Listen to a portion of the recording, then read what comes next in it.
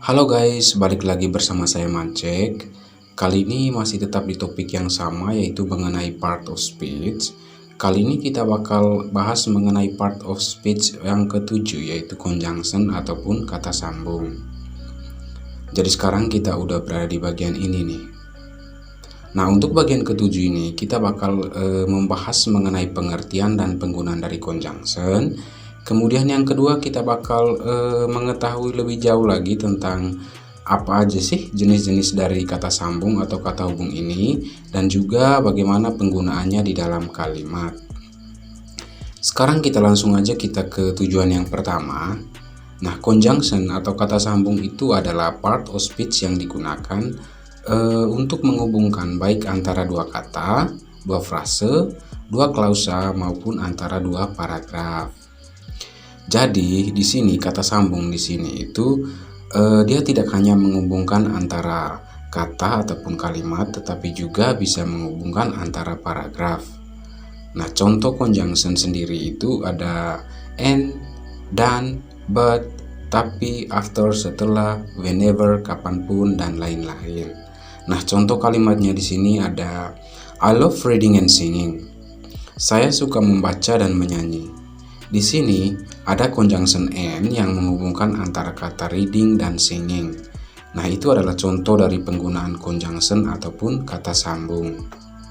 Nah, setelah mengerti tentang pengertian dan juga penggunaan dari conjunction di dalam kalimat, kita akan masuk ke jenis-jenis dari conjunction itu ada apa aja. Nah, ternyata conjunction atau kata sambung sendiri itu dibedakan menjadi 4 jenis. Ada coordinate conjunction, ada correlative conjunction, ada subordinate conjunction, ada adverbial conjunction. Sekarang kita mau masuk ke yang pertama, yaitu coordinate conjunction. Nah, coordinate conjunction sendiri ini itu merupakan kata hubung yang digunakan untuk menghubungkan antara dua konstruksi yang sama. Dua konstruksi yang sama di sini maksudnya di antara dua kata, dua frase maupun dua klausa, di mana frase, klausa ataupun katanya ini itu berkedudukan bersetara. Nah, jadi dia itu menghubungkan di antara dua kata, dua frase ataupun dua klausa, di mana frase, klausa maupun katanya tersebut itu mempunyai kedudukan yang sama. Nah, adapun jenis dari coordinate conjunction sendiri itu ada for, and, nor, but, or, yet, dan so. Nah, contoh penggunaannya kayak gini nih. I love reading and singing. Sama kayak contoh yang sebelumnya tadi.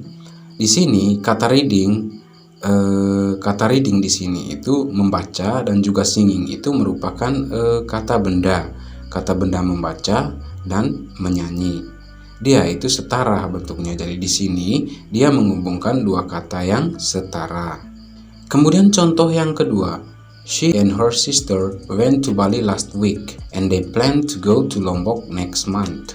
Nah, di sini kata conjunction and di sebelah sini nih, dia itu menghubungkan di antara dua klausa. Jadi bukan hanya lagi dua kata. Jadi she and her sister ini merupakan satu klausa. Kemudian they plan to go to Lombok next month ini merupakan satu klausa juga. Jadi kata and di sini bukan hanya lagi menghubungkan antara dua kata, tetapi udah menghubungkan di antara dua klausa. Jadi coordinate conjunction itu dia menghubungkan kata, frase maupun klausa yang posisinya itu setara. Kemudian kita masuk ke bentuk conjunction yang kedua, yaitu correlative conjunction. Correlative conjunction itu fungsinya sama coordinate conjunction. Dia itu merupakan kata hubung yang digunakan untuk menunjukkan hubungan ataupun untuk menghubungkan di antara dua kata, dua frase maupun dua klausa. Bedanya, kalau correlative conjunction sendiri itu merupakan conjunction yang berpasangan. Jadi dia itu penggunaannya selalu berpasangan. Jadi selalu ada dua conjunction, tetapi fungsinya sama-sama menghubungkan di antara dua kata, dua frase ataupun dua klausa yang berkedudukan setara. Jadi fungsi sama seperti coordinate conjunction, hanya saja dia itu punya pasangan. Nah, contohnya kayak gini. Yang pertama, he is as diligent as his brother. dia itu serajin saudaranya. Jadi di sini yang dihubungkan adalah he dan his brother. Kemudian contoh yang kedua, there are so much trouble between you and your boyfriend. Jadi di sini yang dihubungkan adalah you and your boyfriend. Kemudian yang ketiga adalah neither you nor me is a student. Tidak kamu, tidak juga saya itu adalah seorang siswa. Nah, yang dihubungkan di sini setara, yaitu kamu dan saya. Kemudian untuk contoh yang keempat, Leonardo DiCaprio is not your boyfriend, but your brother. Leonardo DiCaprio itu bukan pacar kamu, tapi dia adalah saudara kamu. Nah, kemudian contoh yang terakhir, the more we practice, the more we ready for the final exam. Semakin banyak kita berlatih, semakin siap kita untuk menghadapi ujian akhir. Nah, untuk contoh yang terakhir di sini, dia menghubungkan antara dua klausa. Kalau yang ini, yang pertama, dia menghubungkan antara dua kata. Kalau untuk kalimat keempat ini, your boyfriend ini, dia menghubungkan antara dua frase. Nah, untuk kata-katanya, kalian bisa lihat aja di sini yang termasuk correlative conjunction. Jadi pasangannya jangan sampai kebalik-balik. Jadi correlative conjunction itu adalah kata sambung yang berpasangan. Kemudian kita masuk ke jenis conjunction yang ketiga. Jenis kata sambung yang ketiga itu adalah subordinate conjunction. Nah, kalau tadi coordinate conjunction sama correlative conjunction, dia tuh bisa menghubungkan antara dua kata, frase maupun kalimat. Kalau subordinate conjunction ini itu hanya menghubungkan dua klausa. Jadi dia itu tidak menghubungkan kata maupun frase. Dia hanya menghubungkan antara dua klausa ataupun dua kalimat. Tapi di sini dua klausanya itu ada yang berfungsi sebagai main clause, ada juga yang berfungsi sebagai subordinate clause. Artinya ada yang berfungsi sebagai anak kalimat dan ada yang berfungsi sebagai induk kalimat. Nah, anak kalimat di sini adalah kalimat yang berdiri sendiri, sedangkan induknya dia bisa berdiri sendiri. Adapun subordinate conjunction sendiri itu dibedakan berdasarkan waktu, berdasarkan tempat, maupun berdasarkan pertentangan. Nah, kata-kata yang termasuk subordinate conjunction kalian bisa lihat di sini berdasarkan waktu, tempat, maupun berdasarkan pertentangan. Nah, sekarang saya udah buatkan kalimatnya berdasarkan waktu, tempat, dan pertentangan. Kalimat yang pertama, after I washed my clothes, I would turn off the machine. Nah, di sini ada dua klausa dihubungkan dengan conjunction after yang merupakan subordinate conjunction yang menerangkan waktu. Jadi di sini dia menerangkan antara setelah saya mencuci pakaian, saya akan mematikan mesin. Jadi dia di sini menghubungkan antara dua klausa di sini dan dia mengurutkan antara kejadian mana yang dahulu terjadi sebelum kejadian berikutnya. Kira-kira di sini di mana nih yang sebagai anak kalimatnya? Nah, anak kalimatnya itu pasti anak kalimatnya adalah yang ini. I would turn off the machine. Jadi induk kalimatnya I washed my clothes, sedangkan anak kalimatnya adalah I would turn off the machine. Kemudian kalimat yang kedua, we should be a good person wherever we go. Kita harus menjadi orang yang baik kemanapun kita pergi. Dia ini menghubungkan antara klausa atau kalimat we should be a good person and we go. Jadi di sini kalimat induknya atau main clause-nya adalah we should be a good person, sedangkan anak kalimatnya adalah we go. Tapi di sini anak kalimatnya itu tidak dapat berdiri sendiri. Kita tidak akan mengerti arti dari we go, kita pergi itu maksudnya apa. Jadi dia harus menyatu dengan induk kalimat untuk menjadi compound sentence atau kalimat pada umumnya. Kemudian contoh yang ketiga itu ada pertentangan. Jadi ada although I'm not the smartest in my class, I'm always trying to be the best. Walaupun saya bukan yang terpandai di kelas saya selalu berusaha untuk menjadi yang terbaik. Jadi di sini ada pertentangan. Jadi walaupun dia bukan yang terbaik, bertentangan dengan bahwa dia ingin selalu berusaha untuk menjadi yang terbaik. Karena itulah subordinate conjunction although ini masuk kategori pertentangan atau kontra. Nah, sekarang kita masuk ke conjunction yang terakhir, ada adverbial conjunction. Dari katanya aja udah kelihatan ada adverb, ada conjunction.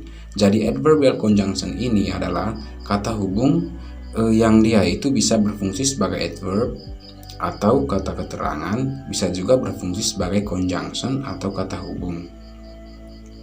Nah, adverbial conjunction ini tuh biasanya digunakan untuk menghubungkan di antara dua klausa atau dua kalimat. Kalau misalnya dia itu sebagai conjunction, dia itu menghubungkan dua klausa yang setara. Jadi tidak ada induk, tidak ada anak, semuanya itu independent clause.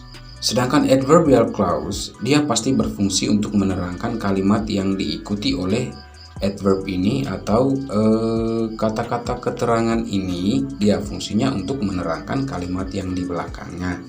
Nah, sama halnya seperti subordinate tadi, conjunction ini itu dibagi menjadi 4 berdasarkan kategorinya. Penjelasannya ada yang addition atau penambahan, contrast atau pertentangan, result atau akibat, time ataupun waktu. Nah, kita lihat contohnya nih. Emilia was my girlfriend when I was in senior high school. Also, she is my wife now. Emilia adalah pacarku waktu masih SMA, juga merupakan istriku yang sekarang. Kata also di sini itu dia menambahkan informasi. Jadi kalimat yang di belakang ini sebagai penambah informasi kalimat yang di depan. Itulah kenapa also dikategorikan conjunction untuk kategori additional ataupun tambahan, dan juga dia menghubungkan antara klausa yang ada di depan dan klausa yang ada di belakang. Kemudian contoh yang kedua, your brother looks lazy in spite of that he is the best in his class. Saudara laki-lakimu itu terlihat malas meskipun dia adalah siswa terbaik di kelasnya. Nah, in spite of ini menghubungkan antara dua klausa, tetapi artinya dia itu menerangkan dua klausa yang kontras, bertentangan. Dia, saudara laki-lakimu itu malas, tetapi dia malah jadi yang terbaik. Ini dua klausa bertentangan, dia itu saling bertentangan. Itulah kenapa kita pakai in spite of atau adverbial conjunction dalam menerangkan dua klausa yang kontras. Kemudian yang ketiga, you did not study for math exam, consequently you got a bad score. Kamu tidak belajar untuk ujian matematika, hasilnya kamu dapat nilai yang jelek. Itu adalah the result. Jadi, kita menggunakan adverbial conjunction dalam kategori menjelaskan result atau akibatnya. Nah, di sini dua klausa ini saling terhubung dengan conjunction ini, di mana conjunction yang di belakang ini merupakan akibat dari klausa yang ada di depannya. Kemudian untuk kalimat yang keempat, I always work harder than anyone. Finally I get promotion. Saya selalu bekerja keras daripada siapapun dan akhirnya saya memperoleh promosi. Nah, saya selalu bekerja keras dan I get promotion ini merupakan dua klausa yang dihubungkan oleh conjunction finally. Dan I get promotion ini merupakan waktu. Waktu terakhirnya finally, pada akhirnya dia memperoleh promosi. Jadi itulah fungsi dari adverbial conjunction. Nah, setelah kita mempelajari jenis-jenis conjunction, keempat jenis conjunction atau kata hubung, akhirnya kita menyelesaikan semua tujuan video pembelajaran kita pada sesi kali ini. Dan saya mau ucapin terima kasih karena kalian udah nyimak tentang materi video saya kali ini. Saya harap kalian suka video ini, dan jangan lupa juga untuk klik like dan tinggalkan komentar kalian, dan jangan lupa juga subscribe channel ini sebagai salah satu channel yang berbagi mengenai grammar bahasa Inggris. Jangan lupa juga share video ini ke teman-teman kalian, dan jangan lupa juga kalian akan menonton video pembelajaran yang ke-8 ataupun interjection yang merupakan bagian terakhir dari materi part of speech ini. Akhirnya terima kasih, see you in the next video, bye bye.